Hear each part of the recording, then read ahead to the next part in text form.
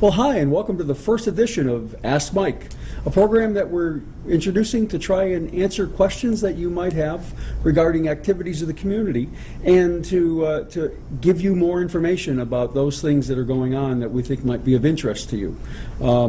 You can ask any kind of question you like by either writing or calling my office, but the best method is probably using email. You can email me directly at MikeT, that's M-I-K-E-T, at easthampton.org.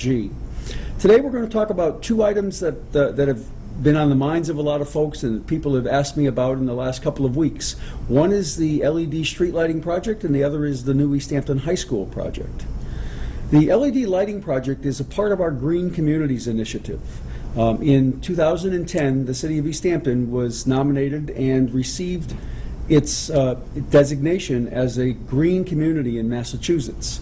That means that the city has adopted rules and regulations that improve energy consumption in city buildings and with city vehicles.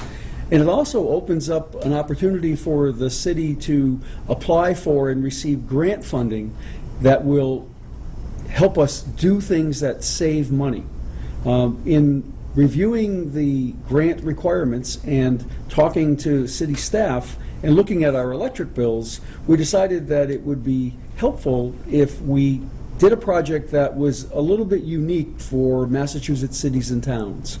Many of our sister green communities have been doing energy efficiency projects in buildings, and as we have, and have used their grants to implement some of those projects.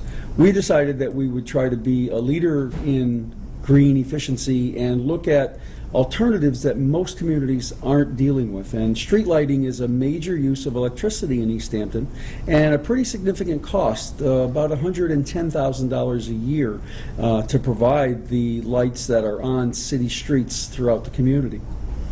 When we looked at the lighting that currently exists, we examined its cost and its efficiency and decided that LED lighting could save a significant amount of money. We've been talking about LED lighting internally and with the utility company for the past 3 years, but the technology hadn't been fully developed in order to make us confident that we'd be able to put up lights that would have the durability and provide the lighting that was necessary for the roads until this year. So we took a $170,000 grant from the Green Communities and developed a program that would replace all of our sodium lighting with light-emitting diodes. These lights are long-lasting. They have a useful life of approximately 15 years compared to a 5-year useful life of the existing lights, and they will use less than half of the energy. So we're replacing a total of 469 lights with new lights using the $170,000 grant from the Green Communities program and another $50,000 that's being provided by Western Mass Electric Company. You've probably seen the new lights on Route 10 and Route 141. Those are 88-watt lights that have replaced lights that used 311 watts before. Overall, the program will have a payback of about 6 years and save roughly $36,000 a year in electricity and maintenance costs just on the street lighting alone. In addition, under the Green Communities program, we are looking at building improvements and have contracted with Siemens, which is an energy consulting service, to look at the power consumption in our major buildings, and those buildings are the Municipal Office Building, the Public Safety Complex, Whitebrook Middle School, Pepin School, Maple Street School, and Center School. Those are the buildings that use the most power here in the community. And we're probably going to implement a $1 million improvement in those buildings in order to save energy. And that'll be the subject of the next program on green communities and energy savings in East Hampton.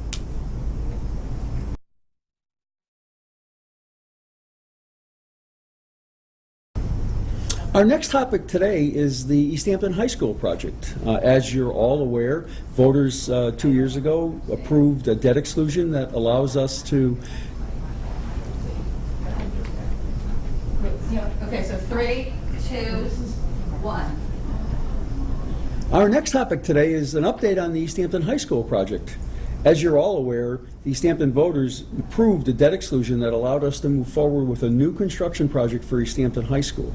That whole activity had been in the pipeline since 1999, when the school committee created a futures committee that would look at the need for school buildings throughout the community in the next century. And that committee met and identified two major projects. The project that we're working on is the high school project, and the other major project that we will be working on after the high school project is an elementary school project. The high school project started out as a renovation. When we first began looking at the needs of the community for a more modern high school facility, we thought that it would be most cost efficient to take the existing building, which is about 50 years old now, and do some renovations, a small expansion, do some updates to the facility, and be able to serve the needs for the next 50 years by reusing that building, because we've essentially never torn down a school building in East Hampton. The first school buildings are still standing, and we thought that we would be able to continue using the high school on Williston Avenue the same as we have in other schools. In 2003, we made a proposal to the City Council that essentially asked them if we could move forward to the voters for approval and then seek state grant funding. That request to City Council was not approved, and we were unable to get under the school building program that was in existence in 2003. Fast forward to 2009, made the same sort of requests under the new program. City Council was very, very supportive, and we began the discussion about what's the right project for the high school. Is it, in fact, updating the current building, or would it make more sense to put a freestanding addition, or is a new building necessary? And what are the cost implications of all that? We met with the State School Building Authority, we hired an architect, and we hired a project manager, and we began to investigate all of our options. That process took probably close to 15 months, and what we discovered is that because of changes in the building code, reuse of the existing building would be extremely expensive and cost prohibitive. And it turns out that actually constructing a new high school is less expensive, and in the long run much better for the community, because it would be a new building, than trying to renovate or put an addition on the current building. And so that's the project that's underway today. We've decided to locate the new high school on the same property as the current high school, and if you were there today, you would notice that the entire north side or right side of the property, when looking at it from Williston Avenue, has been fenced off and is now the subject of a construction site. This fall, there's going to be a change in traffic patterns, and it's for the next 2 years, we're going to continue to hold classes and provide full programs at East Hampton High School, but the traffic patterns will be very different, and there'll be a bit more congestion on the lot than anyone is used to. This week, we're doing installation of a new parking lot so that the amount of parking at the site will remain the same, and as a matter of fact, the lot that the students used to use, the mud lot on the north side that's been replaced with a construction site, those spaces are going to be duplicated in a new parking lot. So all of the parking that was available will still be available in a slight reconfiguration, and no one's going to have to park in the mud. So that's an advantage for the next couple of years anyway. Right now, we're doing preload on the building site. So at this point in time, there is about 12 feet of fill material that's been placed on top of the proposed building site. Those materials are imitating the weight of the building, so that we'll be able to settle the soils so that when the building is constructed, it won't have the same sort of problems as the current structure did, and that is a bit of settling and some cracking associated with that. Prior to doing the preload, the city, with its general contractor, installed about 900 stone developed columns below the soil. Some of these up to 15 feet below where the building will be. That effort was a part of the engineering done by our architect, Kalo and Bienick, to solidify the soil beneath the building site so that we have a very stable platform to build on. That building construction project is estimated to go a total of about 25 months, including a couple of major points as we get further along in the project, that being the completion of this building so that we can move students in the spring of 2013 during that school year into the new building to allow the contractor to move to the existing building and begin the deconstruction. That building will be demolished at the end of the project, and there'll be only a single building located on that site.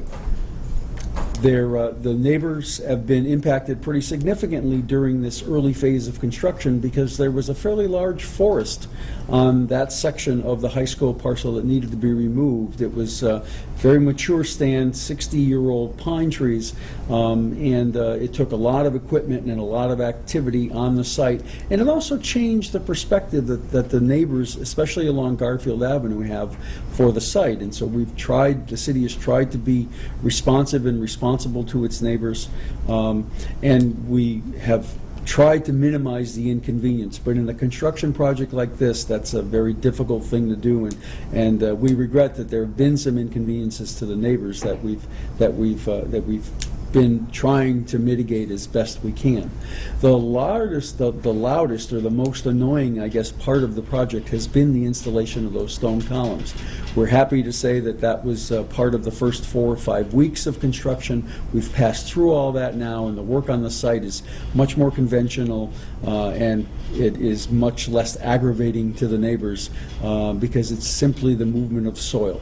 Once the soil that's been set on the site has been there for probably 3 to 5 weeks, and the survey is going on every day to watch the settlement in this. And once the soil is settled to the point where the engineers are comfortable that we've gotten the compression that we're looking for, all the material that's currently on the site will be removed, and the footings and foundation will begin to be constructed. There'll be a lot of truck traffic over the next few weeks, probably through the 3rd week or 4th week in September, as the materials that are currently deposited on the site are removed. And then the construction, the conventional construction that most people associate with new buildings will begin. The construction is going to be year-round, and so they'll be going straight through the winter. The first part of it is concrete work to create the foundation and to create the base of the building, and then that'll be followed by steel erection, which will likely happen this fall and over the winter. And then the building will be enclosed in the spring, and the process will move forward. If you have any questions about that project, we have weekly construction meetings, and so you can forward those questions to me if you have concerns or if you have specific issues that you would like addressed individually. We'd be happy to do that. And the high school construction project will continue to be one of the topics that we'll discuss as the project moves forward, and hopefully we'll be able to bring you some video and some films of the site and keep you up to date on how we're moving forward.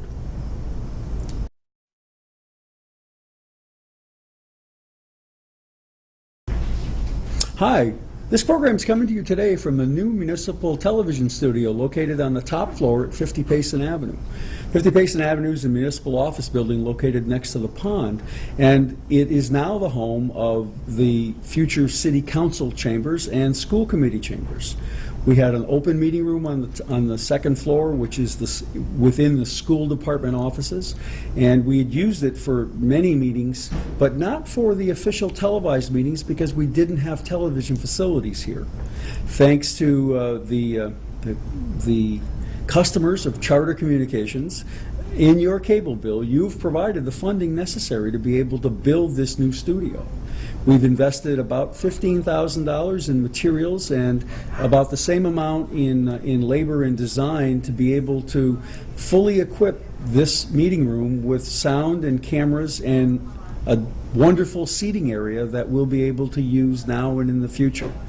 I want to thank Greg and staff at ECAT for their help and assistance and for doing the work to hire the contractors that provided the services and design for this. And I'd like to highlight the furnishings in the room, in particular the seating. These seating modules, there are 5 modules that make this semicircle of seating of 10 seats for the city councilors, and they were designed and constructed by the students at the New England Center of Architectural Woodworking located at 1 Cottage Street. If you get a look at these when you come in or in the shots that are going to be in this program, you'll see the wonderful workmanship that's been put into these facilities, and we are so grateful to the students at NESAW for their expertise and especially the instructors for their guidance and for helping to assemble the furniture here so that we're able to have a professional meeting space that serves the community in a very cost-effective way that also highlights one of the wonderful educational facilities, the NESAW school that's here in East Hampton.